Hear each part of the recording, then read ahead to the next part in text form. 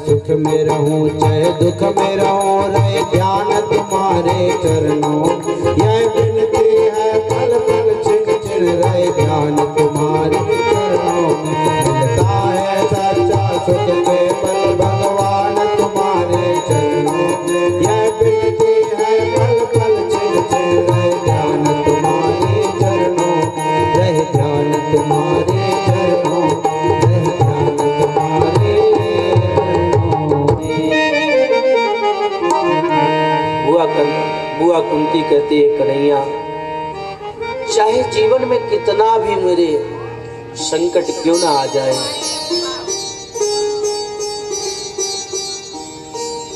मेरा ध्यान सिर्फ तुम्हारे चरणों में ही रहे। क्योंकि कन्हैया कहे हनुमंत विपत प्रभु सोई, जब तब भजन सुमिरन नहीं होई। जब तब भजन सुमिरन न होई। कन्हैया विपत्ति में तेरी याद बनी रहती है और संपत्ति में तेरी याद भूल जाती है। तो कन्हैया यदि देना चाहता है तो दुनिया का सारा दुख मुझे दे दे। इस प्रकार बुआ कुंती ने कन्हैया की अद्भुत स्तुति की है। आज प्रभु ने सोचा कि मैं कुछ पांडवों को उपदेश करूं, पर कन्हैया ने सोचा कि यदि मैं पांडवों को उपदेश करूंगा तो पांडव मुझे अपने से छोटा समझते हैं ना, तो क्यों ना मैं किसी श्रेष्ठ व्यक्ति से इन्हें उपदेश बताऊं। तो आज पांचों पांडवों को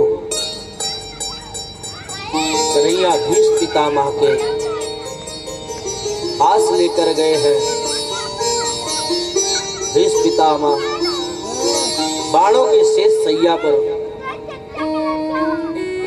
पड़े हुए हैं। शरीर से एक एक रक्त बह चुका है। पांचों पांडवों ने भीष्म पितामह को प्रणाम किया है। प्रभु द्वारिकाधीश ने भी पांचों पांडवों सहित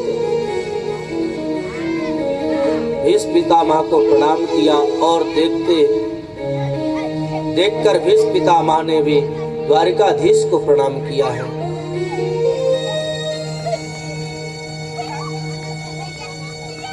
भीष्म पितामह से द्वारिकाधीश श्री कृष्ण कहते हैं, कन्हैया कहते हैं कि महाराज आज पांचों पांडव राजा बन गए हैं, इन्हें राज्य धर्म का कुछ उपदेश करो। भीष्म पितामह मन ही मन कहते हैं, कन्हैया तुमसे अच्छा उपदेश कौन कर सकता है? ये तो तुम्हारा बड़प्पन है कि पांडवों को मेरे समक्ष लेकर आए हैं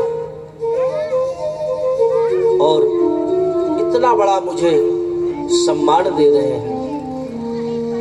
भीष्म पितामह ने बड़ा सुंदर पांडवों को उपदेश दिया है कि दान धर्मन राज्य धर्मानि मोक्ष धर्मम विभाग सा। राजा का धर्म होता है कि अपने प्रजा के लिए अधिक से अधिक धन संचय करें और प्रजा में उस धन को बांटे और उससे बचा हुआ धन का 10वां भाग राजा को सत्कर्म में लगाना चाहिए। धन पवित्र सेवा किए, धन पवित्र किए दान, मन पवित्र हरि भजन सो होत त्रिविध कल्याण। इस पितामह कहते हैं कि व्यक्ति का तन पवित्र जब होता है, जब वह सत्कर्म में सेवा करे।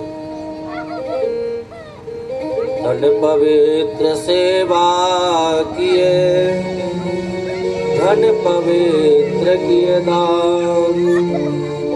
और जो हमारा धन है ना,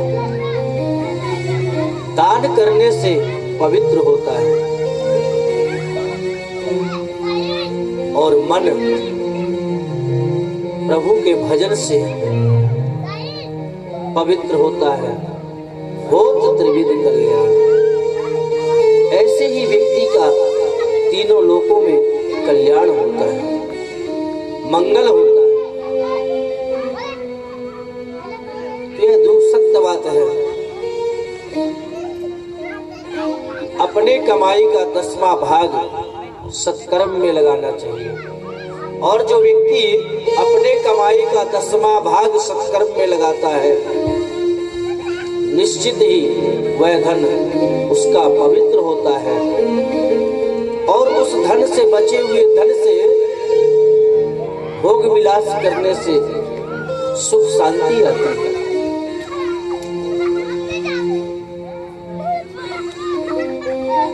इस पितामह पांडवों से कहते हैं, एक राजा का कर्तव्य होता है कि गौ ब्राह्मण पर नारी पर दुराचार होता हो, उसकी रक्षा करना चाहिए। इतना सुनते ही वहां पर महारानी ड्यूटी खड़ी हुई थी।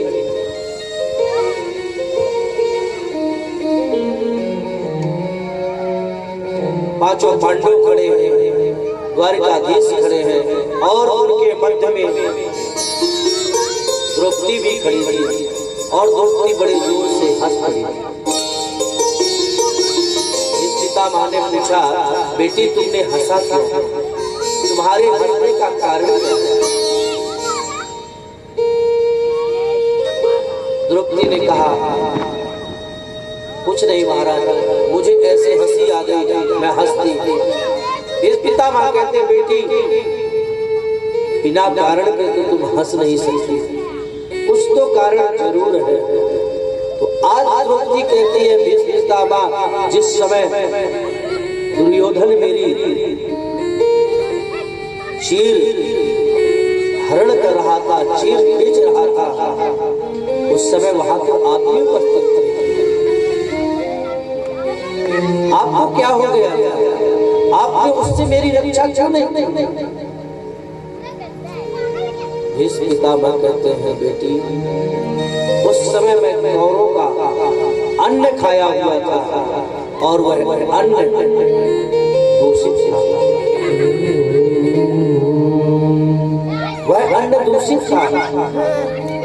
दूषित अन्न खाने से मेरी मति भी, मेरे मति में विकृति पैदा हो गई। आज मेरे शरीर से कौरवों को खाया हुआ अन्न का एक एक रत्न बह चुका है, इसीलिए आज मेरी मति शुद्ध हो गई है। इसलिए मैं ऐसा उपदेश कर रहा हूँ। खींच खींच रे दुर्शासन मोरी चीर, अरज सुन बनवारी। खींच